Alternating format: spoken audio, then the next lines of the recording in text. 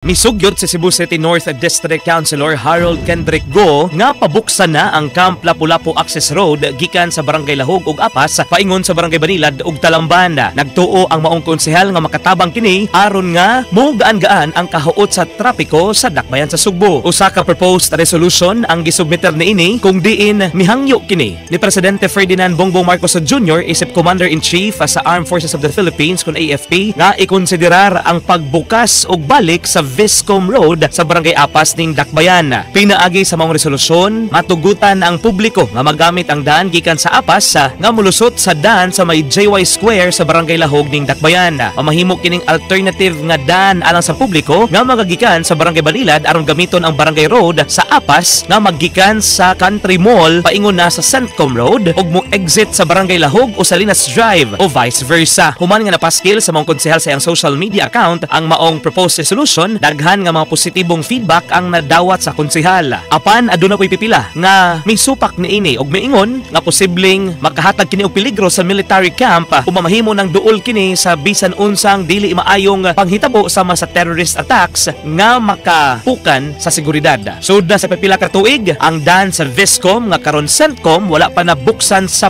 publiko. Alang sa IFM Balita sa Buntag, kini si Idol Buiki sa 93.9 IFM, di kapugnan sa pagkatod sa nagunang balita. Tatak IFM Balita.